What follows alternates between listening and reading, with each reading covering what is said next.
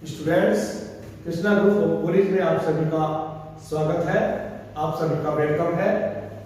आज हम आपको बीएड प्रथम वर्ष के अंतर्गत जो हमारा पहला ही पेपर है समकालीन भारत एवं शिक्षा कंटेम्परेरी इंडिया एंड एजुकेशन, उसके अंतर्गत स्वतंत्र भारत में हमारा एक आयोग गठित किया गया था जिसका नाम था राधाकृष्णन आयोग या विश्वविद्यालय शिक्षा आयोग। उसकी हमने सिफारिशें पढ़ी है, उसके गठन के कारण पढ़े हैं, है ना।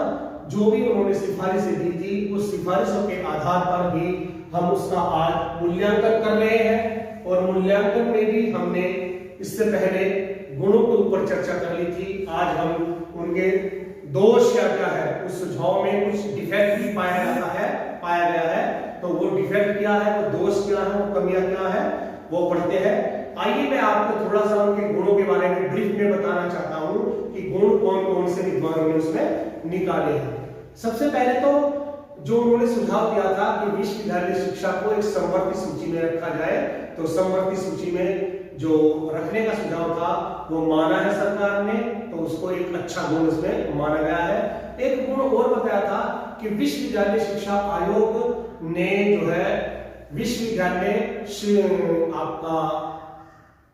विश्वविद्यालय अनुदान आयोग एक बात आती है, विश्वविद्यालय अनुदान आयोग गठन करने की एक बात कही थी उन्होंने, तो उसको गठन कर दिया गया है। वहां पर पहले उससे विश्वविद्यालय अनुदान समिति गठित की गई थी, उसके आधार पर ही उसको एक आयोग बना दिया गया है जो कि जो है वो एक अनुदान देने का काम कर रहा है जितने भी डिग्री कॉलेज जितने भी आपके विश्वविद्यालय खोले गए हैं। तीसरा, इन्होंने विश्वविद्यालयों और महाविद्यालयों पर अंकुश लगाया है, कार्य दिवस बढ़ा करके, योग्य टीचर रख करके उसमें छात्रों की संख्या घटाई है, एक लिमिट बना दी गई है कितने डिग्री कॉलेज में इतने होने चाहिए, इतने विश्वविद्यालय में होने चाहिए, तो वो भी एक गुण उसके हम ले सकते हैं।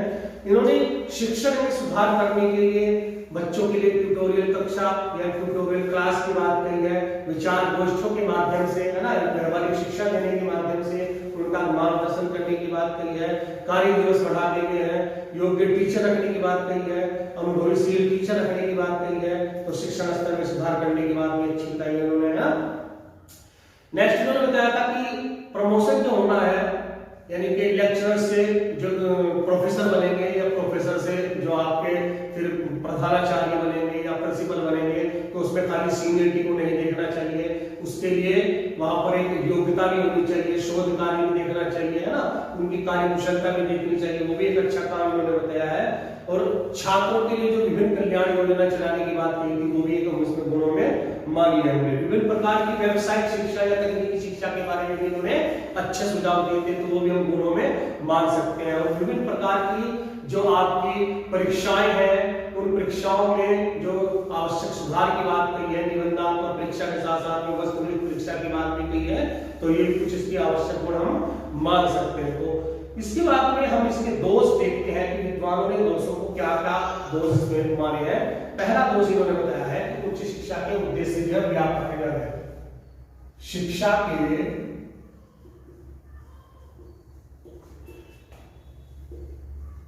उद्देश्य ज्यादा व्यापक। देखिए, उच्च शिक्षा के व्यापक उद्देश्य बताए हैं इन्होंने। विश्वविद्यालय शिक्षा आयोग, वैसे तो अपना फुल फ्लैश अपना ही आयोग है, ये भारतीय आयोग है, ये पहला आयोग है। तो इन्होंने जो उद्देश्य रखे हैं, जैसे आपका शारीरिक विकास करना, बच्चों का मानसिक विकास करना, बच्चों की व्यवसायिक कुशलता का विकास करना, बच्चों में नागरिकता का गुण लाना, उनकी सामाजिकता की भावना का विकास करना, उनका सांस्कृतिक विकास करना, उनका राजनीतिक विकास करना, उनका आर्थिक विकास करना, है ना, बौद्धिक स्तर का विकास करना, उनका मानसिक स्तर का विकास करना। तो इस तरह से बहुत सारे ये उद्देश्य इन्होंने बताए हैं छात्र छात्राओं में विकसित करने के।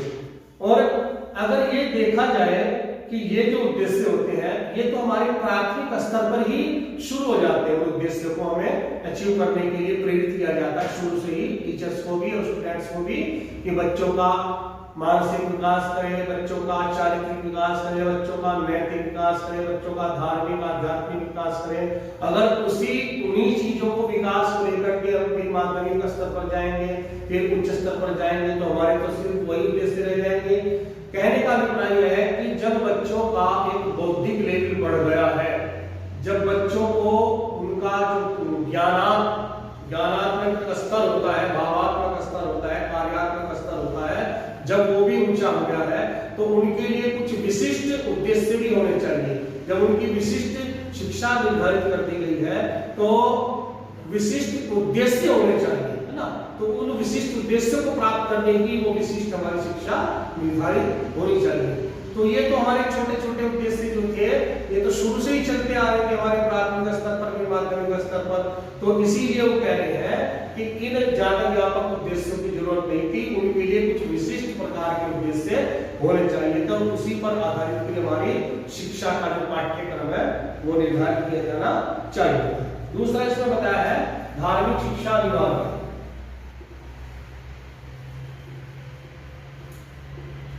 धार्मिक शिक्षा अनिवार्य। देखिए, अगर मैं अपने हिसाब से देखूं तो धार्मिक शिक्षा शुरू से ही देनी चाहिए बच्चों को।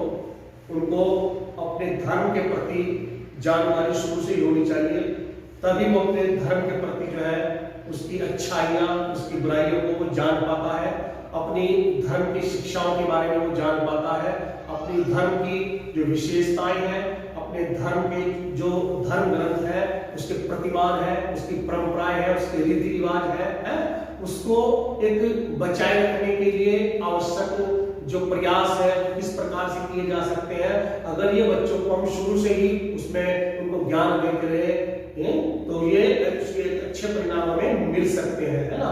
माध्यमिक स्तर पर फिर ज्यादा होना चाहिए। अब ये फिर आपके उच्च स्तर पर भी होनी चाहिए शिक्षा, तीनों स्तर पर ही होनी चाहिए। अब लेकिन विद्वान लोग कह रहे हैं कि धार्मिक शिक्षा उन्होंने अनिवार्य कर दी है, और अनिवार्य करने के बाद में भी स्नातक स्तर पर इस तरह से वहां पर धार्मिक शिक्षा दी जा रही है कि उन्होंने स्नातक का जो प्रथम वर्ष है उस पर ये धार्मिक शिक्षा दी जानी चाहिए, सेकेंड ईयर जो है उस पर ये धार्मिक शिक्षा दी जानी चाहिए, स्नातक का जो फाइनल ईयर है उसमें इस प्रकार से तुलनात्मक शिक्षा बताई है धार्मिक शिक्षा की। तो ये जो आलोचना करने वाले जो व्यक्ति हैं वो कह रहे हैं कि इस धार्मिक शिक्षा इस प्रकार से दी जा रही है जिस तरह से कोई एक स्वतंत्र विषय के रूप में एक शिक्षा दी जाती है, उसको एक स्वतंत्र विषय बना दिया गया है, और उसकी शिक्षा जिस तरह से दी जाती है, जैसे आपकी और सब्जेक्ट की शिक्षा दी जा रही है स्वतंत्र रूप से, तो उसी प्रकार से इसकी शिक्षा भी दी जा रही है। या उस पर उन्होंने ज्यादा एम्फेसाइज किया, उस पर ज्यादा फोकस किया है कि धार्मिक शिक्षा जहां देनी जरूरी होती है। तो ये इसका उन्होंने दोष माना है। तीसरा इसमें आता है शिक्षा का माध्यम अस्पष्ट।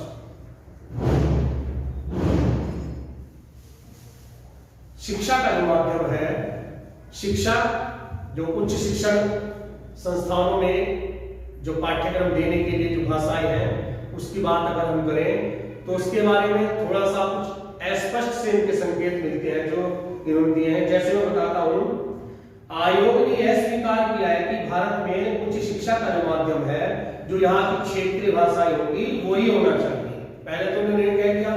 दूसरा इन्होंने सुझाव दिया कि जब तक क्षेत्रीय भाषाओं का पूर्णतः विकास नहीं हो जाता है, या उनकी वोकैबुलरी अच्छी तरह विकसित नहीं हो जाती है, या वो जब तक वो इस योग्य नहीं हो जाती है कि वो अच्छा ज्ञान को दे सकती हो, तो तब तक जो है अंग्रेजी माध्यम से ही उनको शिक्षा दी जानी चाहिए, या अंग्रेजी को शिक्षा का माध्यम बनाया जाना चाहिए। तीसरा उन्होंने सुझाव दिया है कि किसी भी क्षेत्र में राष्ट्रभाषा हिंदी के माध्यम से शिक्षा की सुविधा की छूट दी जानी चाहिए। तो पता नहीं चल रहा है इसमें कि आयोग की असली मंशा क्या थी, वो कहना क्या चाह रहे हैं। फिर भी सभी संघीय भाषाओं के लिए देवनागरी लिपि का प्रयोग और उसके लिए देवनागरी लिपि में आवश्यक सुधार का जो सुझाव था वो एक थोड़ा सा अटपटा सा लग रहा है, थोड़ा सा अस्पष्ट लग रहा है। यानी कि पूर्णतः से या तो उनको यही कहना चाहिए कि जो भारतीय भाषाएं है, क्षेत्रीय भाषाएं है, यहाँ पर मातृभाषाएं है, उन्हीं के माध्यम से शिक्षा दी जानी चाहिए। अब योग्य नहीं है, पूर्णतः विकसित नहीं है, तब तक जो है अंग्रेजी भाषा चलनी चाहिए। तो एक अस्पष्ट सा यहाँ पर इनका एक सुझाव लग रहा है, तो उसी को उन्होंने दोष बताया है। अब नेक्स्ट आता है इसमें शिक्षकों के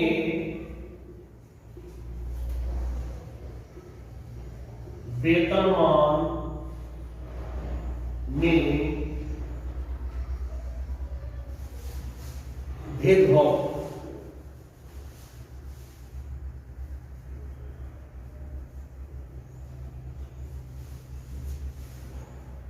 सबसे पहले तो जो विश्वविद्यालय शिक्षक है और आपके महाविद्यालय के शिक्षक है, उन्हीं के पदों में इन्होंने थोड़ा सा भेदभाव कर दिया है। वहां पर 5 तरह के टीचर्स बताए हैं।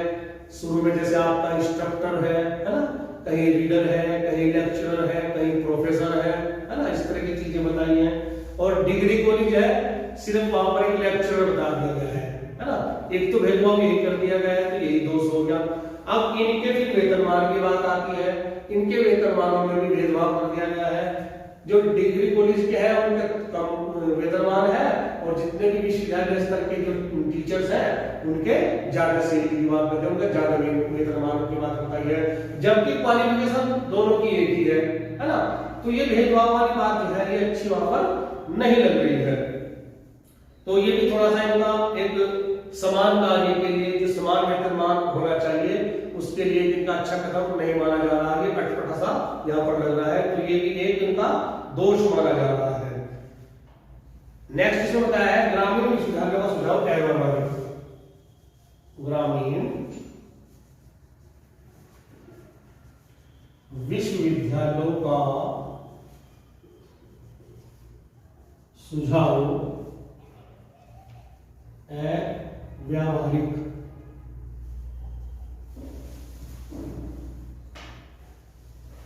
ये कह रहे हैं कि अपने आप में ये सत्य है कि उस समय भारत ग्रामों का देश था जब ये आयोग गठित किया गया था, और इसके विकास के लिए ग्रामों का पुनर्निर्माण या पुनरुद्धार का होना आवश्यक था। परंतु इसके लिए ग्रामीण विश्वविद्यालय और उनसे संबद्ध छोटे छोटे जो आपके डिग्री कॉलेज या महाविद्यालय खोलने की जो बात कही है वो थोड़ी सी अटपटी सी लग रही है, गले में उतर रही है, क्योंकि यहाँ पर आर्थिक संसाधन इतने मजबूत नहीं है, एक निर्धन देश है। तो उसके लिए अलग से ये प्रयास करना जो है वो थोड़ा सा अजीब सा लग रहा है, क्योंकि उसमें बहुत पैसा खर्च होता है विश्वविद्यालय बनाने में, डिग्री कॉलेज खोलने में, क्योंकि बहुत उसमें आपका सामान की जरूरत होती है, टीचर्स की जरूरत होती है, भवन की जरूरत होती है। तो उसमें बहुत कई करोड़ों रुपए इसमें खर्च होते हैं। तो वो कहां से आएगा, कैसे आएगा? तो ये एक अव्यावहारिक कदम था या अव्यावहारिक इसको सुझाव मान सकते हैं। नेक्स्ट इसमें आया है इन्होंने क्या है, जो स्त्री शिक्षा के लिए सुझाव, स्त्री शिक्षा के सुझाव गलत बताए होंगे। खाली स्त्री शिक्षा के जो सुझाव है, खाली उनको सुमाता बनाना, एक सुगृहिणी बनाना है ना, इसी की बात कही है इन्होंने। तो विद्वानों ने इसको कहा है कि खाली उनको सुमाता सुगृहिणी बना करके ये काम नहीं चलेगा है। आज का जो देश है हमारा लोकतंत्र देश है, और लोकतंत्र में पुरुष और स्त्री जो है उनकी शिक्षा में कोई भेदभाव नहीं होना चाहिए, पक्षपात नहीं होना चाहिए। उनको कंधे से कंधे मिला करके शिक्षा प्राप्त करने का अवसर देना चाहिए। उनको पुरुषों के समान ही शिक्षा प्राप्त करने के समान अवसर दिए जाने चाहिए। वो अपनी रुचि के अनुसार जिस भी शिक्षा को लेना चाहती हो, अपनी योग्यता, अपनी रुचि, इंटरेस्ट के अनुसार उस शिक्षा, उस पाठ्यक्रम में उनको शिक्षा ग्रहण करने का उनको अधिकार दिया जाना चाहिए। लेकिन इन्होंने सिर्फ उनको सुमाता और गृहिणी बनाने पर ही ज्यादा फोकस किया है, तो इसको एक गलत मान रहे हैं।